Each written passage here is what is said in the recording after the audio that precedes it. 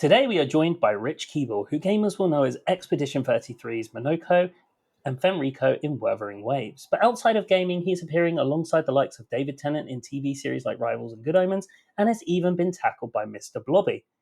If you aren't from the UK and you don't know who or what Mr. Blobby is, Google Mr. Blobby at the stroke of midnight with no lights on and you'll thank me later. Rich Keeble, welcome to our Nerd Corner. Well, thank you very much for having me. That was a lot more professionable than I was expecting. You'd actually written that down, and I did. I did. Last night, I was like, "Oh, we're going to have to do something professional for once in our, YouTube career," and that is it. The rest of this is downhill from there. Oh yeah. Can I just say that Mr. Blobby, if you don't know what it is, that is a terrifying creature of a thing. It is. It's terrifying. The fact there was an amusement park as well that is now run down and looks even more terrifying is. Oh yeah, and he had a #1 single as well. Oh my god! People forget that. I think he had a Christmas #1. I did forget that, or maybe I erased it from my memory. Wanted to forget it. Yeah. I remember my mum taking me to see Mr. Blobby on Brighton Pier, and it was like the best day of my life as a kid. So there you go. Yeah, that terrifying. For those who don't know that's not. Thank you for bringing that up, because actually that is a career highlight for me. Was meeting Mr. Blobby.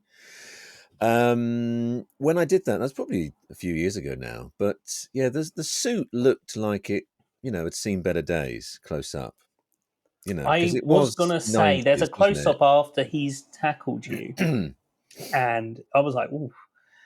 That's come out of storage somewhere. That's not made fresh.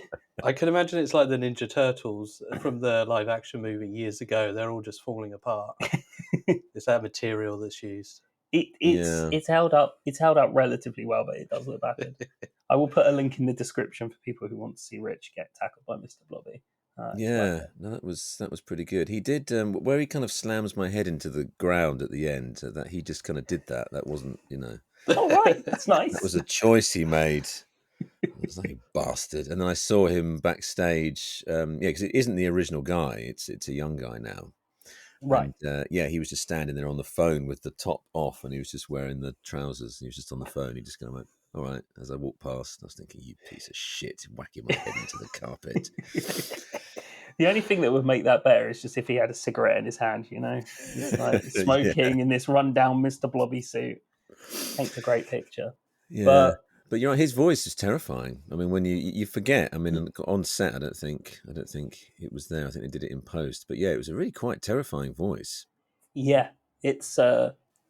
We reviewed a game last year, and I said the game setting reminds me of the abandoned Mr. Blobby amusement park, and we looked through some footage and we found the Mr. Blobby voice, and honestly, it is terrifying. So, yeah. There we go. Maybe our paths will cross again. Who knows? Well, I hope maybe you get to slam his head into the ground. Yes, exactly. That would be great. But, we have to say, we have obviously completed Expedition 33. Monoco is a very, very special character.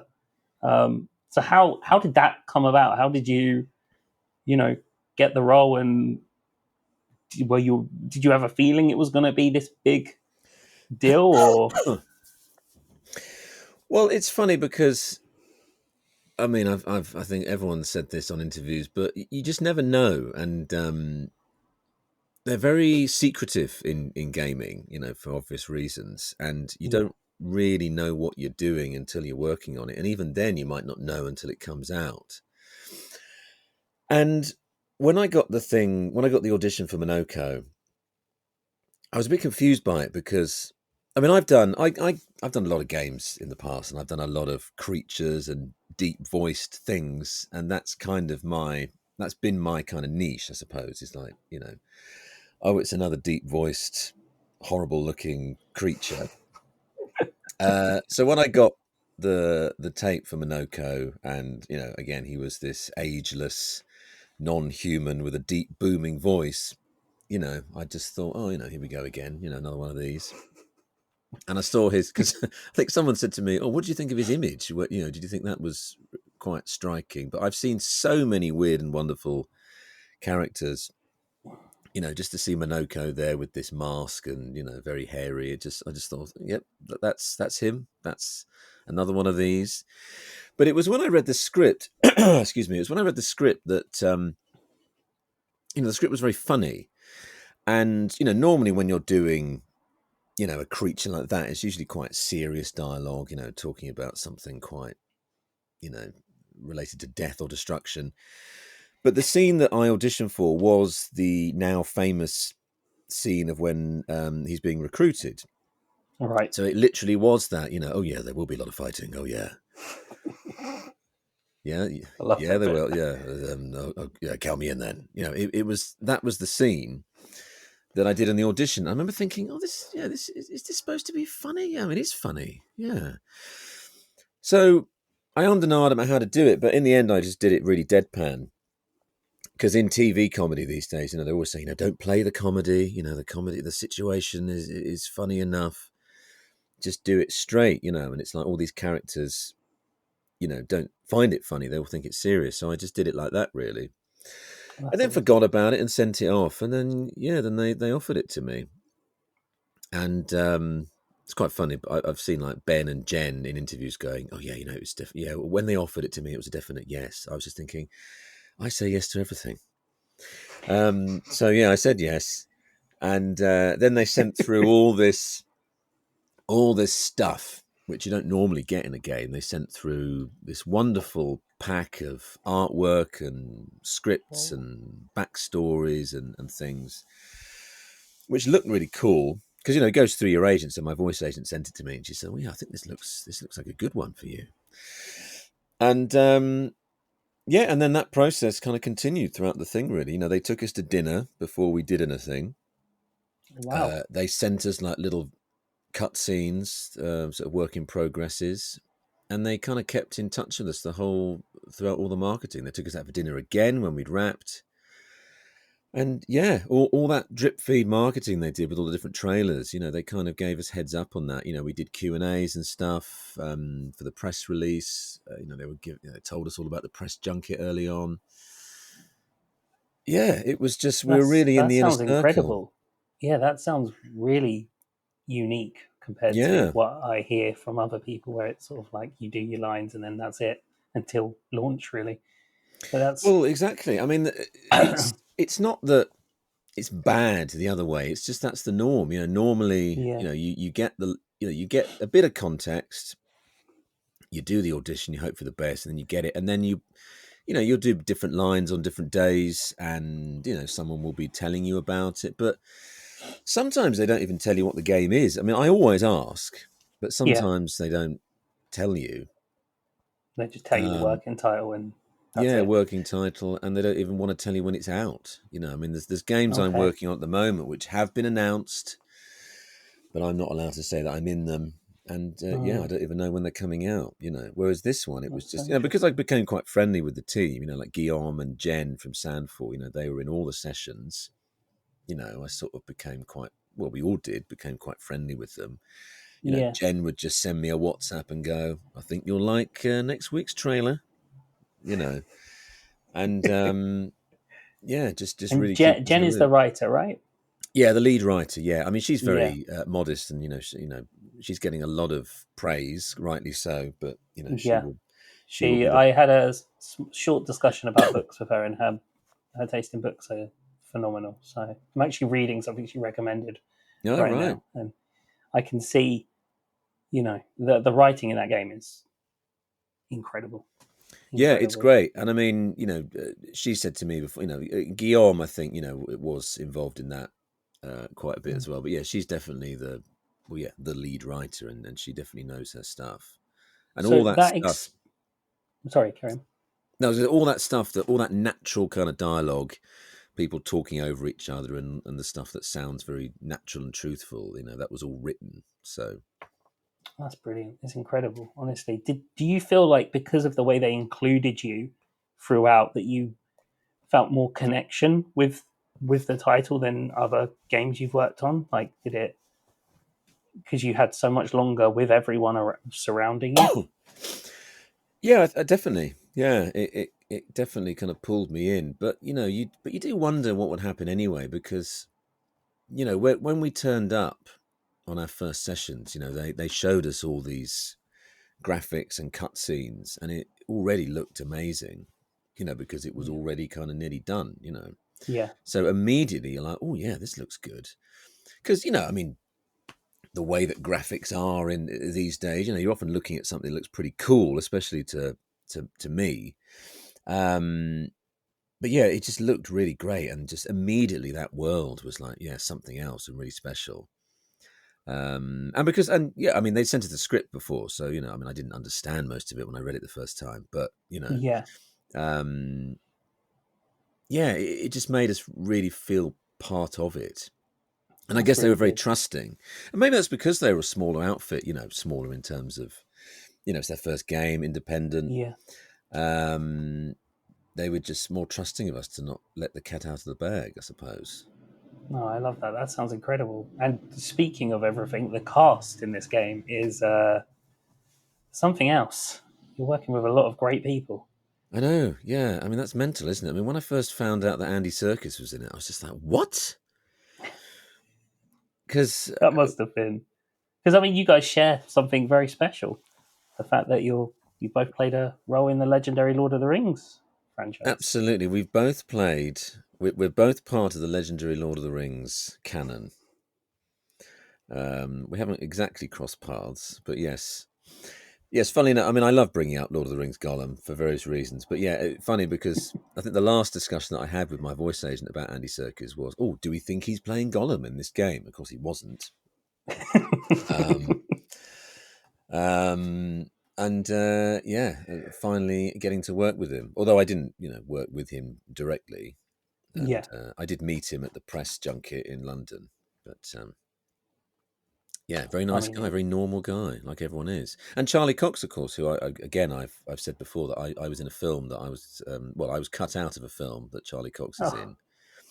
So I've got these sort of slightly negative connections with these two two major actors. Hey, but now you're a major part in this with them both. So it's Exactly. come full circle. It's all good. Yeah, You can exactly. you can feel No, better now. I haven't met Charlie, but apparently he's very nice. Because I think Jen's met him. I don't know whether Ben's met him. Right. But yeah, and of course Ben and Jen. I didn't actually know who Ben and Jen were before I started on the game, but I met Ben at the dinner that we went to. So we had this dinner beforehand, and I don't know whether this is a COVID thing or something, but I've turned into far more of a recluse than I used to be in my 20s and 30s. But I remember my voice agent said, "Oh, that game, the client wants to take you out for drinks," and my initial reaction was, "Oh God." And then she said, "Oh, it's not drinks anymore; it's a dinner." And I was like, "Oh, jeez." And of course, I turned up, and of course, I was first. Just sat in this restaurant on my own, just thinking, "Oh God, I'm just really nervous about meeting all these people." But it was great because Jen was there, Guillaume was there, Vero from Side, who was project manager, Joe, the voice director from Side, was there, and I met Kirsty, who plays Lune, and Ben. And it was just a lovely time. I had a lovely chat, and it really helped because I have a lot of dialogue with Ben, Yeah. so it was kind of nice to meet him before working with him. Sort of working with him because we weren't recording together, but I was, acting to a lot of his lines and vice versa. So that really helped as well. And then I met Jen at the after dinner where we wrapped. Oh, okay. So then, after that, so Charla was there as well, who plays Ciel. Maxence, who plays Esquier. Although I met Maxence because he was doing the BTS stuff. He Oh, was of course, filming yeah. He that. did all the mocap and everything. He did the mocap, yeah, which I didn't really realise at the time. But yeah, I met him when he came down to film the BTS segments, which he's also in, of course, and he edited it, I think. And he was there. And Charlotte, Jen, Kirsty, Ben, and I, sort of the main sort of expeditioners if you ignore Andy and Charlie. Yeah, And you should ignore that's it, you, incredible. Charlie, because Yeah, of course. They're nothing. they don't need, they've got their own thing going on. They don't need any help. They're fine. But no, it is, considering Monoco comes in reasonably late into the story, it's incredible how quickly you warm up to him. Like you and the writers did such a good job of making him so quickly blend in with the rest of the cast. But he has so many memorable and hilarious moments. What is there any moment that you sort of look back on now and you're like, you know what, that particular line of this moment is stands out, or is there just too many? I mean, now having watched a load of the footage of the game, I think there are just too many. But I mean, before the game came out, the one that stuck in my mind was the I will never join you again. Oh yeah, that's true. There will be a lot of fighting. Yeah, it's true. Count me in then. That is, and I've seen that clip so many times now. Yeah. I mean, we're guilty of doing it as well. We used it as a short. So. You'd think I'd be able to remember it by now, wouldn't you? I've said it so many times. I keep forgetting it. But anyway, you get the idea. And the okay, bye. There's all that which stuck in my head. And there was another line that stuck in my mind, which is a dialogue scene at camp where you've got the option to choose it. And it's Verso's line of, do you remember that time when you got stuck under a building for a year? And I've watched so many clips of that, and I'm going, come on, choose that option. But they never choose that option, because I think the other option is, do you remember that time when you challenged Eskier to a duel? Yeah. And the line to that is just like, yes, but you failed to remind me that Eskier is the most powerful being in the universe or something. Yeah, that stuck under a building as well. Yeah, that stuck under a building for a year. It's just stuck with me, and it's not even my line. And I remember doing that. I remember just like laughing so much at that line, just uncontrollably. Just the thought of being stuck under a building for a year. Just such a throwaway line. But yeah, there's that one. Of course, I've rediscovered a load of lines since, like when he's. I mean, I'm still not giving away too much for people, because I know people are just discovering the game. But the line where he's like, "Please help me," is that one.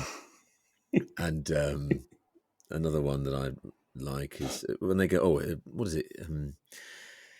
There's wherever they are, I forget now. And he says, "Oh, she who deals with wonder." Is that right? Or she who plays with wonder. And they go, "Oh, what do you mean, Monoco? Is it like this or is it like this?" And he just goes, "Yes."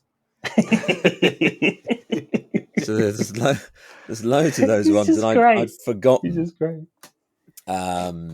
It's lovely to kind of rediscover it.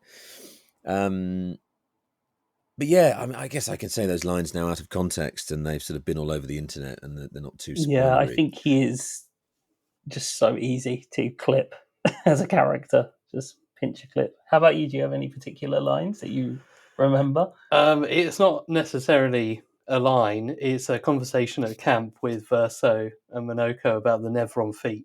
And I just wondered if you had any input, or was it already prepared for you? Did it have to be the feat? Could it have been something else? I don't want to give away like Monoco's kind of character, but he has got a bit of a foot fetish. Yeah. Yeah, no, it was always the feat, yeah. Because again, in my audition, I did I think it was that whole scene. It was, I just need the foot. Yeah. And then because we've got the visual context, but you don't. If you're reading the script, you're just like, what is this? Well, yes, exactly. I think there was a trip. There was a stage direction. I think it was Monoco scavenges the foot or something. So I just kind of went, aha! Whatever it was. And that's pretty much how I did it on the day, really. But yeah, it was always, because they spent 5 years on this game, it was sort of already there. And I mean, as we said before, we voice actors just kind of come along and take all the glory by doing a bit on top, really. I mean, even the mocap, there's obviously a lot of programming that's gone into the game even before the mocap. So we mustn't forget that there's a lot of unsung heroes in that team. But yeah, it was just kind of already there and just so well developed. And I think that's just what helped us so much. I mean, the beauty, and obviously I'm focusing mainly on Monoco because that's, what I did. And that's the stuff that the algorithm is sort of pushing at me and I'm leaning into it, online. But even bits like when those masks are bouncing off his face. And one of my favourite moments is, again, when he's not saying anything. It's you've found worthy friends, Verso. And he goes, jealous? And he just does a little look over his shoulder. And I mean, doesn't even say anything. It's just, they've done such a great job of making him so expressive. Yeah. I without mean, having a face. when he's like, ladies, and then he hits himself in the face with the belt. It's just, it's so good. I have to admit, right. and I wouldn't say this is a spoiler. It's more of just a moment that happens, but it's when he has a little bit of a mess up and you see another side of his personality come out. Yeah. And he's just on the floor and he's a mess. And it was just such a brilliant moment because it was just like night and day to what he's normally like. And it was incredible to see. Where he's like crying, isn't he? Yeah. Because he's knocked some buildings down. Yeah. I've fucked up. I've fucked up. And funny, everyone's just like reacting to him, just like, oh, it's okay. Like, it's just brilliant. It's so good. What a game. Yeah, that was good. And yeah, another amazing session, where, I mean, most of this stuff, they kind of let us go with our instincts and didn't really overly direct us. And we kind of went, a lot of it is like the first or second take. And I remember doing that kind of crying and just thinking, oh my God, this sounds so shit. I'm just such a terrible actor. But it actually turned out pretty well. So it was brilliant. It was such a great moment.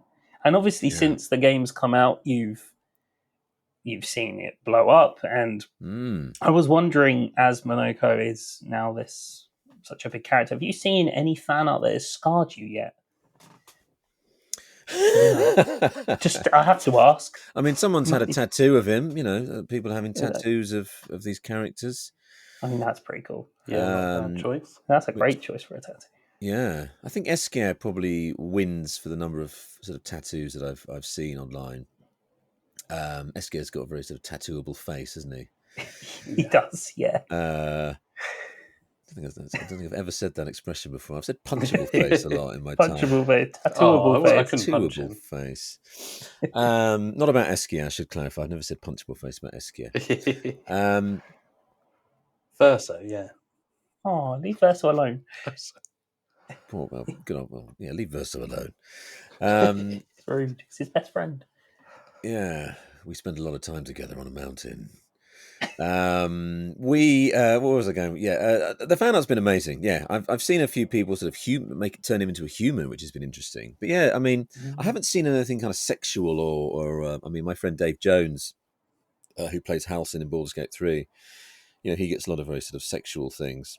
Okay. But it's still early days. Different sort of game, isn't it? Yeah, I mean, you can't romance Monoco, I don't think. I mean, he makes a little joke, doesn't he, at some point? Isn't there some sort of dialogue? Is it Sayel or Lune when he's saying, have you ever seduced anyone or something? He goes, what, not counting Monoco or something. There's a little throwaway dialogue in there. I think so. Yeah. All the fan art's been great, really. For everything from little sort of 8-bit pixel art to sort of sketches to like really detailed stuff, and it's amazing. Yeah. I've seen some Lego figures of him as well. That sounds dangerous. I did actually message someone who did that, see if they can send it to me. It's amazing. That would be cool.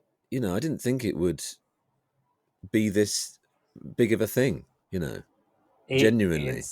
I've been talking about it since last year. I was like, this is the game I'm excited about. When we started the podcast, I was like, this is going to be hard to get through the first 12 weeks of this podcast because all I'm thinking about is Expedition 33 and it doesn't come out for another 3 months. So I had the relief of it being a great game, and then just the journey through it all was just phenomenal. And I will say, Monoco can get some very interesting costumes in the game as well. Like you have to climb up a massive optional tower to get his swimsuit. And again, no spoilers, but I put him in the swimsuit. I thought it was hilarious. It's 100% worth it. And there's moments at the end of the game which are very emotional, I would say. And I had Monoco in his tight little swimsuit, and not that it took away from the emotion, but it was a little bit distracting at times where I was like, okay. So yeah, and Yeah. it's great. Well, I guess It's that's the beauty of the game, isn't it? There's so much. I mean, it's bits of it are pretty bleak and pretty emotional, heartstring tugging, but there's so much humor in there. I mean, there is. The costumes are just some of them are just incredible. Yeah, he's got his swimsuit thing. He's also got the sort of Miami Vice sort of like suits, isn't he, and stuff. And even like the I'll be honest, hairstyles. It looks good in the suit, to be honest. He does. He does look good in a suit. Yeah. I mean, this game, as I said, it's a very emotional story, but I don't think I've laughed more at this game than I have at like full blown comedies. It's brilliant, and I think it takes you by surprise as well, because it'll be like really serious, and all of a sudden it'll be like Esquier or Monaco will just come along and just completely, say something absurd. And I have to ask, how did the smaller roles that you got in this game come about? Like, was it just a quick conversation of like, oh, we've got this character, do you want to like read for them? Or Yes, well, it's funny, isn't it? Because I mean, I've forgotten now, but I think I literally did 11 characters, or maybe it was 12. But yeah, one of them was revoiced, and one of them was cut. So I think maybe I do 11 characters in the game, and maybe I voiced two more. Just to clarify, the one that was revoiced was I did Golgra, and they decided to revoice it so that Monoco was the only English speaker, which makes sense, doesn't it, when you think about it? Yeah, I mean, considering that in the story it's sort of like a big thing that Verso taught him to speak. Yeah, exactly. So I think just at one point they just thought, oh yeah, you're going to do Golgra, and I was finding a different voice, and I think I sort of did Golgra like that. I thought that'd be quite funny. Monoco, what are you doing? To be honest, that fits. I could see that. Yeah. Very different from what they went with, but I would. Very different, yes. But I think they made the right call. I think that was just like, yeah, he should be the only one. But I think that was one of the later ones I did. I was just trying to find a different voice. But yeah, I think because, I mean, I guess Monoco's got maybe less dialogue than the other team members, because he joins later and then he kind of goes a bit quieter, doesn't he, sort of later on. But they just, I mean, there were certain sessions where they just said, oh, can you do... Well, I think everyone, maybe except Jen, I think everyone did some other additional voices. I mean, I think even Ben, I mean, there's definitely an NPC you talk to in the prologue that I think is him, and he probably did some journals. I think we all did a load of journals. I know Billy, who plays Sophie, did a load of journals. And I think, I definitely did some journals early on. I did 3 journals. Well, 4 sort of. If you know what I mean. I did Simon's voice, and he doesn't talk in battle, but he's a journal, isn't he? Yeah. So I think that was one I did fairly early on, and then I did Expedition 54, I think. And then I did 60, which is the famous naked one. And I also did 66, I think, which is the one where they took the mushrooms and he kind of loses consciousness at the end. Oh, yeah. Yeah. So I did those. Let me just check that. Yeah, I did 54, 60, and 66. And good ones to do. Yeah, pretty good. Although 54, I think, was quite normal. I think I did a Scottish accent in that one, which maybe I regret doing, but I did listen to it and it didn't sound too terrible. And then, they were just... So we did like kind of a Guillaume and Jen. So Guillaume lives in France, Jen lives in Sweden. So they would come over for the week and they would do all our sessions, and they would kind of schedule us all in when they were here in London. Right. So, we would have a few weeks off, then we come in and do more, then a few weeks off, then come in and do more. And there were just some sessions where they were just like, okay, we're going to do some other characters now. Can you ever go at this one? And so like Nicholas. So I there's 4 characters I do in the prologue. So I do the trash can man. I do Nicholas the painter. I do a guy called Maxime, I think, who's just kind of like just drunk, and he's got a top hat on, I think. And then another guy called Florian, who is just sort of ranting. And yeah, they were just ones that I think I did on different days. And they just say, oh, yeah, he's a painter. He's kind of a bit pretentious, blah, blah, blah. Didn't really understand any context of what was going on. And then it's Yeah. just, oh, trash can man. Oh, yeah, he's a guy hiding in a bin. Okay. Just did those. Of course, I didn't realize they'd all be right next to each other because I saw a Yeah. stream of somebody like they find the trash can man, then they find Maxime. Oh, then Nicholas, then Maxime, then Florian. Literally one after the other. Of course, I'm just thinking Brilliant.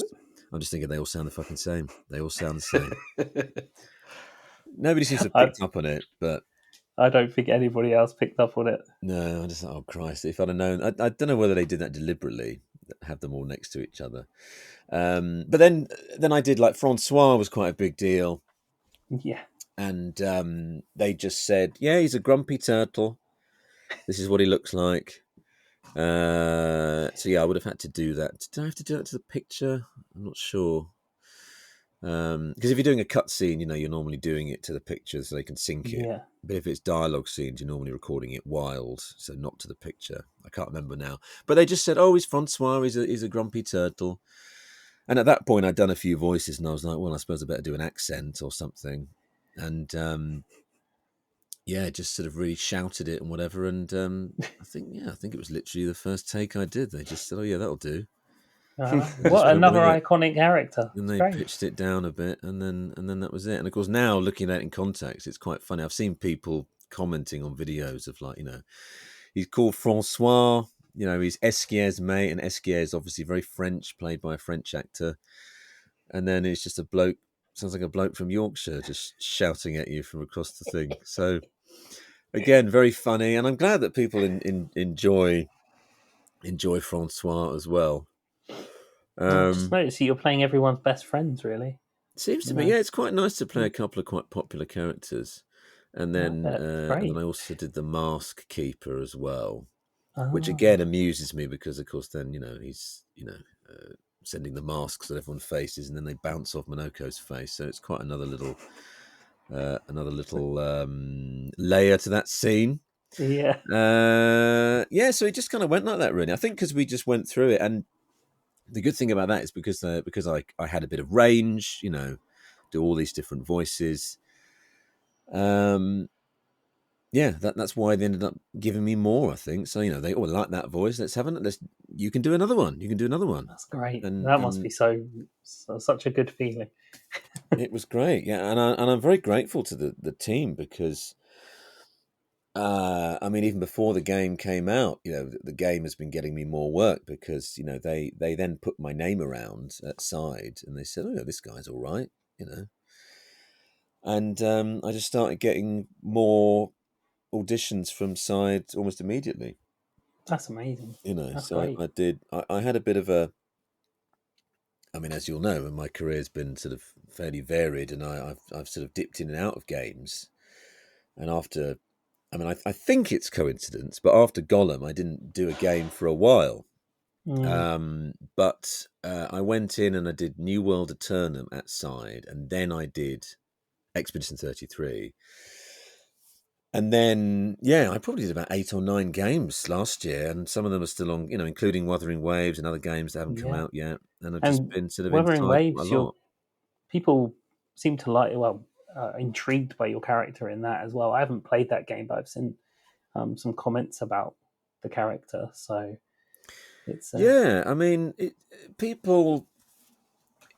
So Fenrico is interesting because he kind of popped up in January in this new update, and then we didn't see him again for a while. But his kind of influence remains, and then he's just suddenly popped back in 2.3 that came out a couple of weeks ago, and people are interested in him again. And funnily enough, I did an interview yesterday about Wuthering Waves.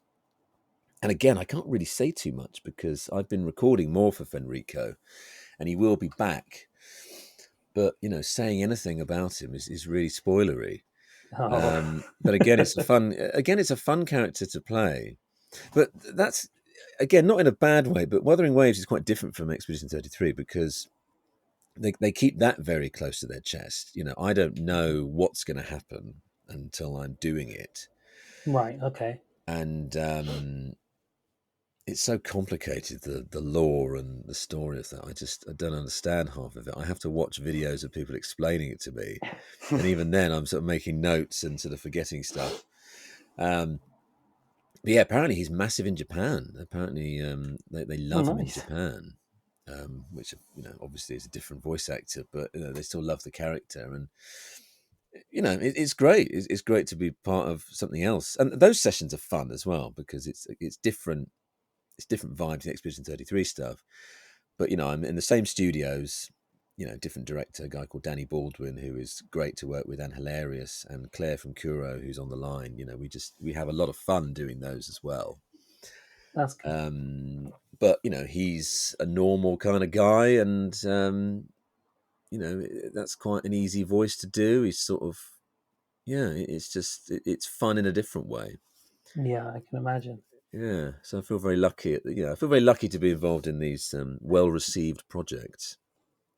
That's great. I'm very happy to hear that. And I can't not talk about the fact that you had like a big celebration in France recently as well with everyone. How was that after the games come out and you're sort of, I guess there's relief across everyone, like, Yeah. after years of hard work? Yeah, well, that was. I mean, again, I was really quite nervous about that, because at the London press junket, where we did a panel, and I'm sort of, I was up on stage with the others. I was just really getting in my head thinking, nobody knows who the fuck I am. Why? I'm talking about my character. Nobody really knows anything about him.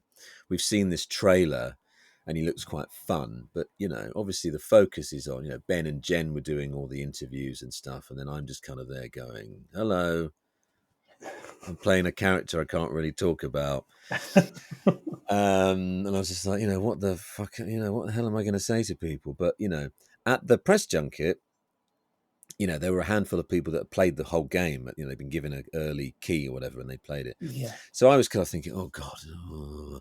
And then people would come up to me and go, just so you know, I've played the game and I'm going to give it a great review. And Monoco is my favourite character or something. And I'd be like, oh, really? Okay. And then a few people would go, oh yeah, Monoco was in my party right till the end. I was like, oh, okay, great.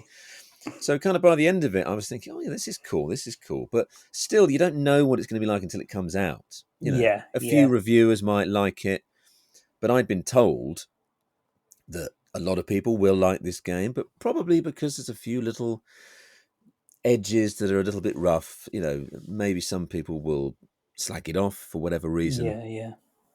But of course, by the time the Montpellier party, we'd already had these incredible reviews that seem to still keep going. It's now sold. I mean, at the party, they said to me, yeah, it's actually sold 3 million, but we're going to announce it on the 30, it'll be 3.3 on the 33rd day, we're going to announce it like that. It's so good. Jesus Christ. And of course, yeah, at that party, everybody knew who I was at that point. So it was kind of a different vibe. It was kind of like, oh God, just sort of on my feet, sort of talking to people all night, which was lovely, and it's so good that people are so positive about the game and really like my character. So, yeah, that was a really fun party. I flew in on the Thursday morning because the party was on the Friday evening. I flew on the Thursday morning and I popped into the office and just hung out with the guys kind of on my own for a bit, which was actually great because they're not really doing much because they're working, and I was just like, "Oh, have you got to get back to work?" And they're just like, "Well, game's out, isn't it?" Just hanging around. I think they're doing some little patches and some little bug fixing and sorting out stuff to do with merch and art stuff, and they were kind of gearing up for the party. But yeah, I got to hang out with Guillaume and Nicholas, the art director. Jen wasn't there, but yeah, we had lunch together. It was just nice and calm. Sat out in their lovely garden where that party was. I played a bit of that. Is it Petanque? The game with the silver balls that you bowl. So we played a bit of that. And then, and then I went back. I had a run around Montpellier, and then I met up with Tracy Wiles for dinner with her friend. And then the next day I popped in for lunch again, but by then they were kind of already gearing up for the party. And then, by the time the party was there in the evening, there was like 270 people there or something, which is Ooh. absolutely insane, isn't it? Yeah. So it was good because I got to, I enjoyed the party. I didn't drink too much. I was there till like 3 a.m., which is very unlike me these days. But yeah, it just kind of, it went really well. And I also had some quiet time just to chat to the guys before. So yeah, it was Yeah. really nice. And then It I got to must hang be out. such a good feeling. Oh yeah, it was such a great feeling because everyone was just so, just relieved and just so happy. You know, a few weeks in, it's still got this momentum. You know, that's why I'm still not really wanting to give anything away because I'm still seeing people comment on. I mean, my notifications on social media, I've never seen anything like it. You know, people are just still commenting on posts from weeks ago, going, "What is Yeah. this game?" You know, there's like that. I've seen these Monoco clips with like millions of views, and people going, "This can't be the real game." You know, what is this? So people are still discovering it, and it just seems to be snowballing, which is amazing. You know, It's like we're both turn-based RPG fans. Like we grew Yeah. up with them. Like you even more so. Like you've played Yeah. even more than me, and they've had their 2D, like kind of sort of comeback. But it's not. There's not been like a proper big beefy turn-based game in No, a and then long time. everyone compares it to like Final Fantasy, which I feel is a bit unfair. But if that's the biggest franchise that Mm. championed turn-based, and they've kind of moved away from it, so I think the big surprise is with Expedition 33 is that it's bringing turn-based back, but in a very fun and interesting way. It keeps you on your toes. It That's does for keep sure. you on your toes. All that dodging and parrying. Yeah, My gosh. yeah, because it's there's real. I mean, I don't really see. I played games in the '80s on like a BBC Micro, and I used to like sort of old platform things like Chucky Egg and whatever. And I played, it's just showing my age, but I used to have rent a flat with a couple of friends of mine in the early 2000s, and one of them had a PS2, so we'd play like Tekken. Was it Tekken Tag? Was that what it was called? I think the I think Tekken so, yeah. Tag tournament or something like Tekken that. Tag Yeah. Team, something like that. Anyway, so you could play against each other, and that was a lot of fun and whatnot. But yeah, I wasn't really aware of the whole turn-based thing, and it was Ben that told me that a lot of people of our age or whatever, or a bit younger, will fondly enjoy this turn-based thing. But I mean, now I've been watching loads of people playing it. I mean, it's different, isn't it? You got dodging and parrying, and the real time bits. So it seems to have, I think, taken some people by surprise. Yeah, Yeah. yeah, for sure. I know people who aren't that. They sort of switch off from turn-based games a little bit. Like they find it a bit too. It's a style that it takes some getting used to, and if Yeah, in a world where everything's like very fast paced and actiony, it is a bit hard to go back to a turn based yeah. one. But But I think because of the parrying, the dodging, and then obviously the yeah, you combos you have to you do. can't just sit back and let it happen. You have to constantly be on the ball Yeah, Yeah, to mash those buttons. and I feel like they could have done it another way where they turned that off.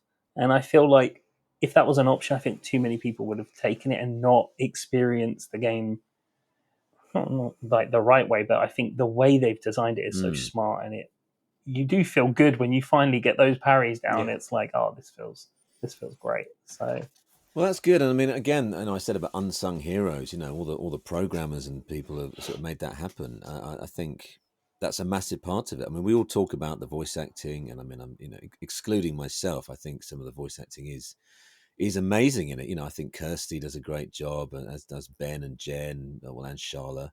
It's just incredible. But yeah, all that game mechanic stuff. And that's the stuff that's really surprised me in a good way, because that's not in the script. Obviously, you see what the Mhm. story is.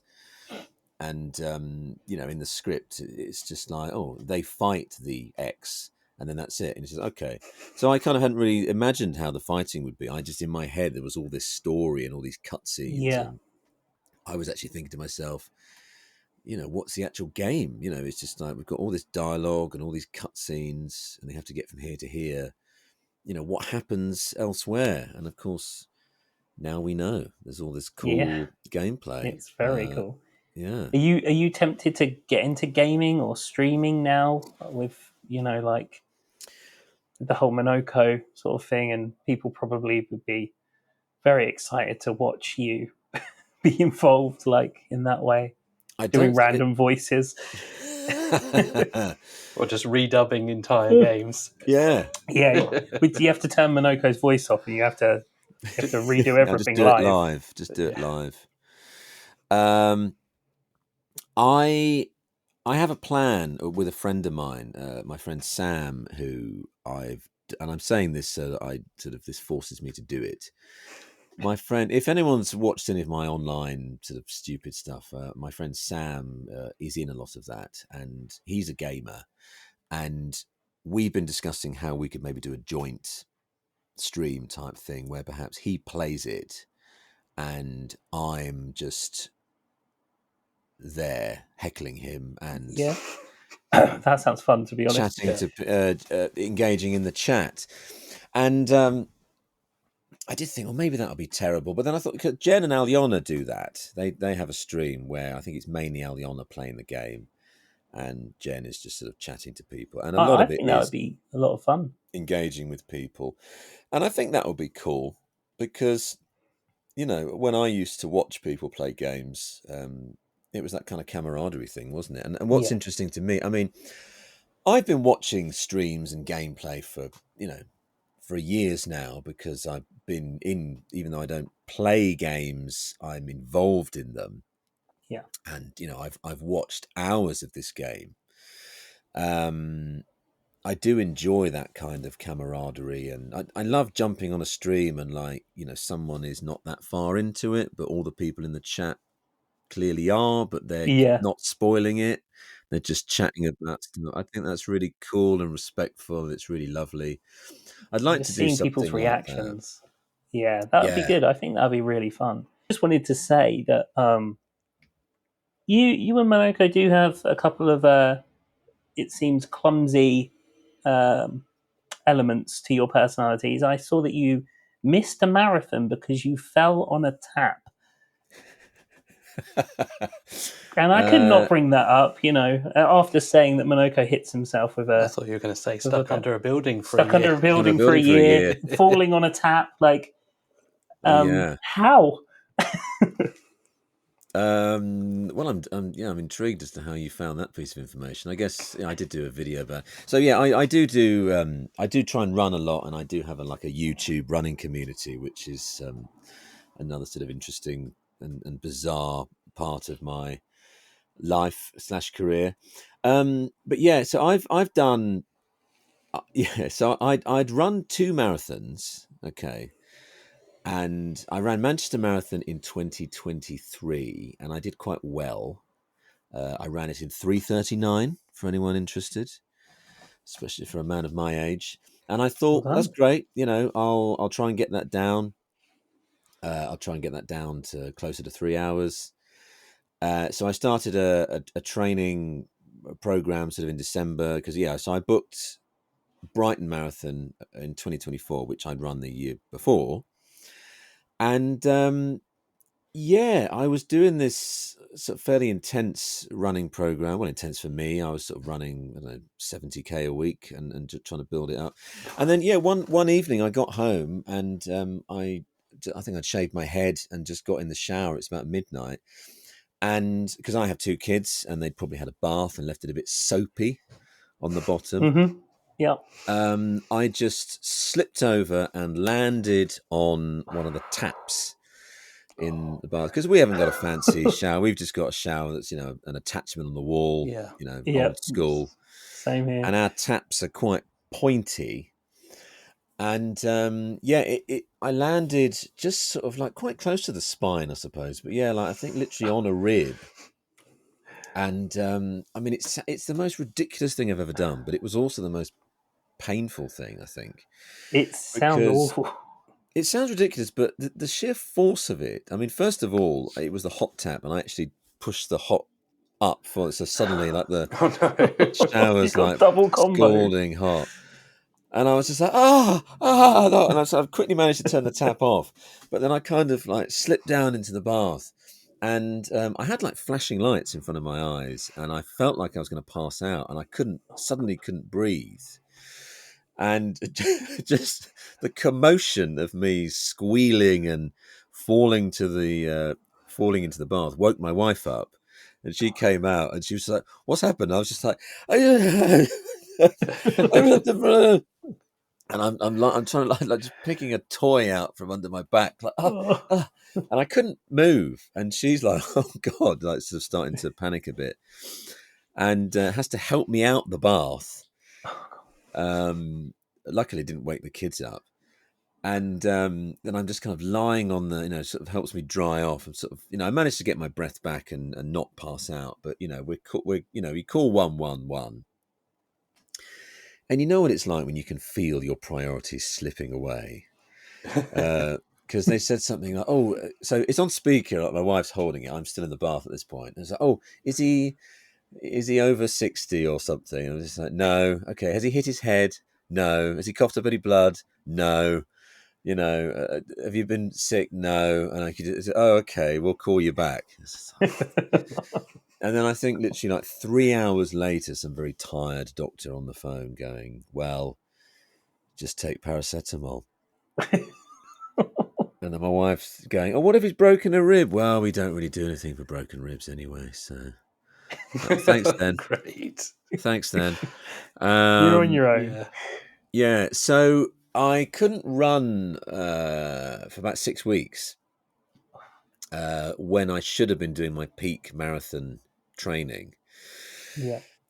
But I didn't actually miss that marathon. I did still run it. So about 2 weeks Okay. before that marathon, I managed to kind of run again, because in the build up I was sort of trying to run, but it's just everything jiggling around. It was just hurting. Yeah. Like the next day, it was very difficult to walk, but I'd agreed to go and do something at London South Bank University.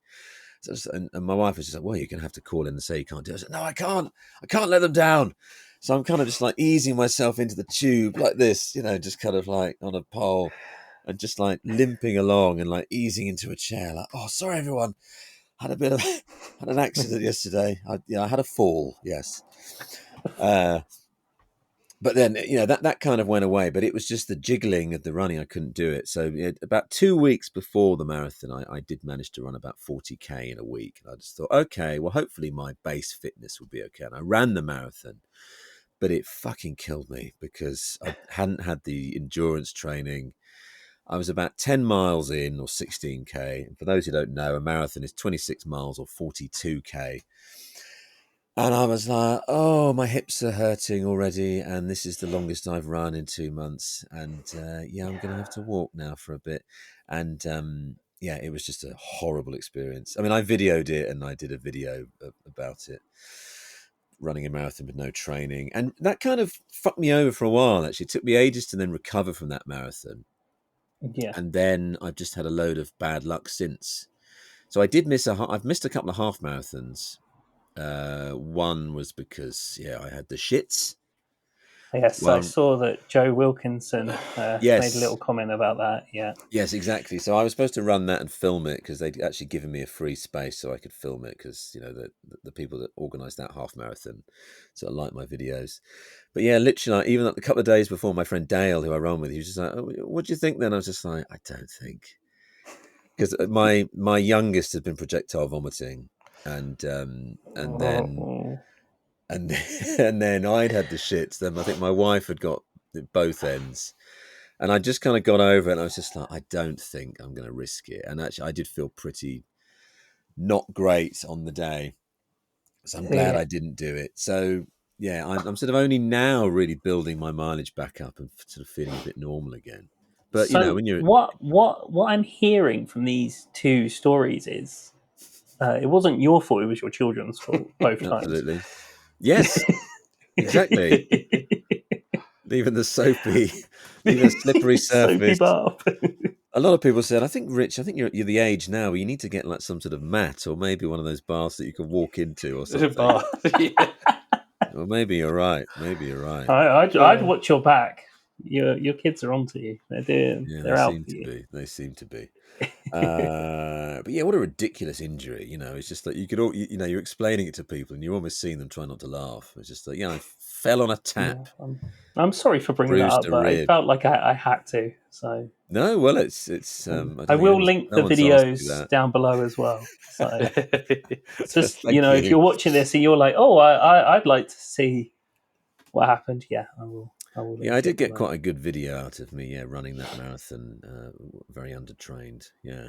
I mean, it's incredible. Like we did Go Dad Run, which was a 5K 5K. run. Oh, that was horrible. I thought I was gonna die. I thought honestly, I ate we're still I very ate out some of shape. I had some chocolate brioche before running it, and I could just feel it coming up the whole time. And I don't run. I don't do any exercise. I want to, but we were we started I walking. don't even want to. A 5K. We started walking part way through, and this guy was just like, "No, it's called Go Dad Run," and I was just like, "Well, we're just doing Go Dad. I Chill think out." we ran for like the first lap because it was around a park, and then Yeah. after that we were walking, and the security guard was just like, "Come on, guys, you could do better than that." And we were like, "We really can't." I think the people doing the 10K finished before us, so Yeah, because we all It started was- at the same time. I did say that, I'm gonna do some more running after this. I haven't. I just every time I run now, It's been like 10 I'm years just since it's then. been about 10 years. Yeah, Yeah. don't bring that up. That's too long. Yeah. Well, I One day. I only started in my 40s, and I just did it during COVID, and I just found that I was a bit better at it than some of my younger friends, and that kind of made me think, Nice. well, I'm going to do this then, just to fuck you guys over. Well, And I just think maybe it's, we're trying it. No, we're heading into our 40s, but we should. I don't know. I've got We should- asthma. It's tough for me. Oh, there you go. I don't have that excuse. I'm just lazy. I've got that as well. I can't breathe running for the Laziness. bus. Running up the stairs trying to catch a delivery driver that's buggering off. I'm like, come back. To be fair, they're fast. They are gone in a flash. Oh, Buzz, come in, please. that stuff But gets no. easier. That stuff gets easier when you. I found that the main reason. I mean, I don't particularly enjoy running that much, Right. but I enjoy the fact that I am running, and it makes me feel better. It gives me more kind of, it gives me more breath control and more, power for doing. I suppose in audiobooks, I kind of notice it because you find you're not taking a breath as often and stuff like that. But yeah, running for a bus is when I've really noticed it, because you can run for a bus and you can get on the bus and you're not dying, And it's like, I just ran for the bus and I feel okay. I will whereas never 10 run years for a ago. bus. The shame of running for a bus and then missing it. No. I mean, there's yeah, points thank where, because I'm so out of breath, I'm like, I hope I miss it because I'm not going to be able to talk when I get there. So I'm like, just go. I'm going to just keep running to make it look like I'm still trying. But you'll recover in time for the next one to come. So yeah, that's fine. Exactly. And I just want to say, I've just seen your Curry's advert as well.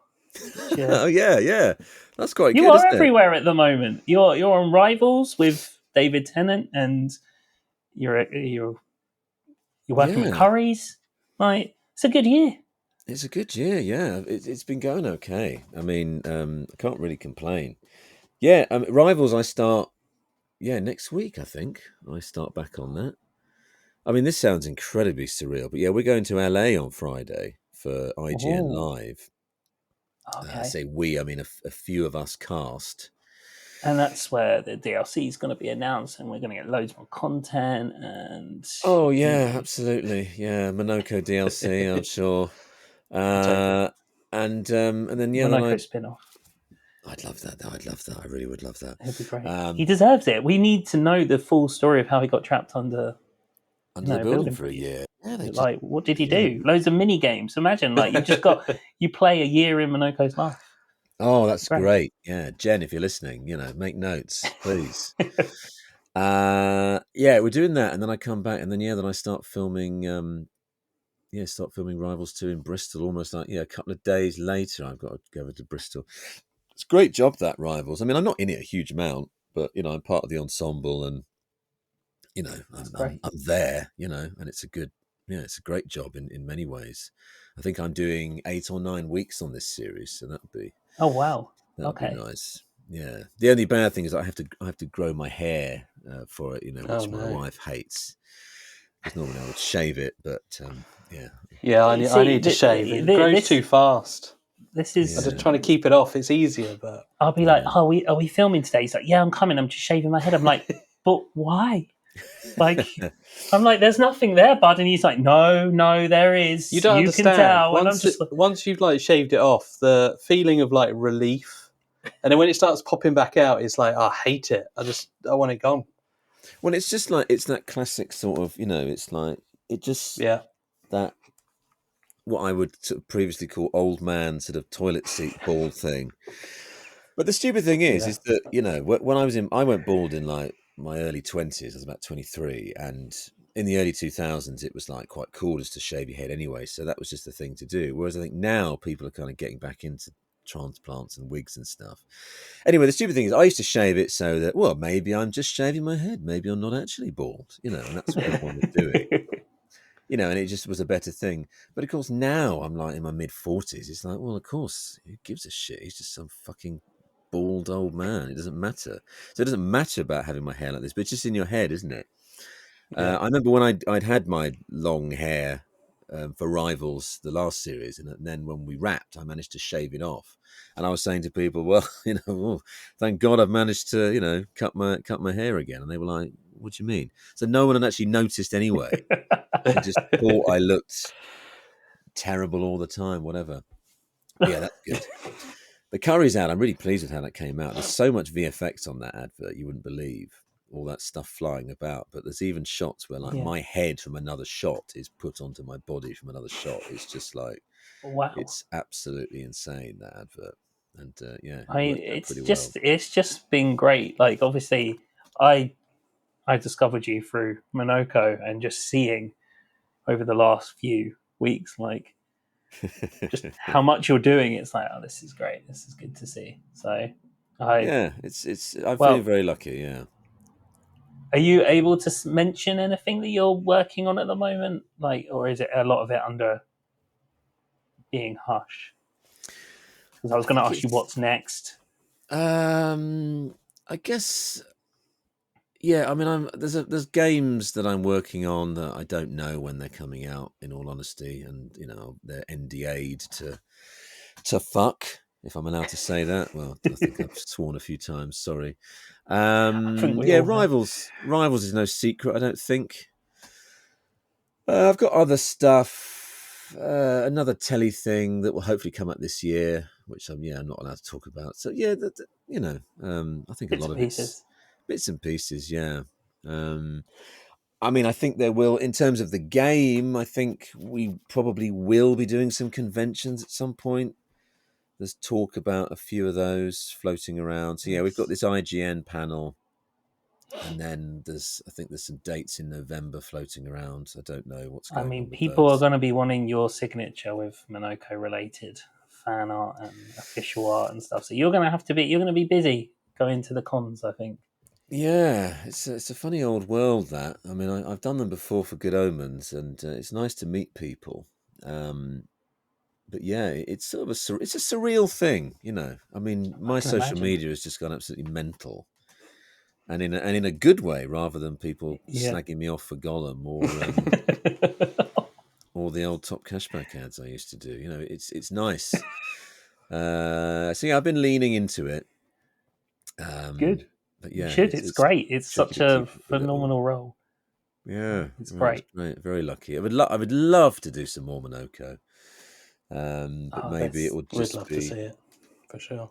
maybe I'll just have to make do with just sort of just recreating his lines on podcasts and in front of people at conventions. But it'd be nice to do Hey, some more. Or, But yeah, I or cameo. genuinely have no idea. cameo. Yeah. Yeah, I've I been would pay doing a for lot a of birthday those. message. I've been doing a few of those, yeah, as Monoco. So yeah, I know. people seem to be enjoying those. I love it. I'm just, you are absolutely fantastic as Monoco. You are Oh well, a thank you. absolute. It has been amazing to talk to you, Well, and thank you. Yeah, it's been fun. Thank you. we will Thank be you. inviting you back for sure if you would like to come back to talk about whatever comes next when your Sure. NDAs are, you know, expired. over, I guess. Yeah. Yeah. But Yeah. I will shove a link to a load of stuff in the description so you can check out more of Rich's stuff. You got to hear and see him running a marathon after falling on a tap, after all. So, Yeah, but quality thank you. content. Exactly. But no, thank you so much for your time. Thanks, guys. No, thanks And, for having me. No, it's been fun. Yeah, enjoy thank the you. rest of your days. And you too. That And sounds thank like, you for your days watching. on this earth. Yeah. Yeah, it was a little bit ominous. What are you going to do to us? Yeah. I was about to say, I hope I see you at a convention to sign something, but maybe not. Maybe not. No, stay away from you. Yes, that wasn't meant to sound quite so threatening. It was like days, each of you enjoy the rest of your day and the rest of your day, Frey and Koo. Yeah. So Thank you very much.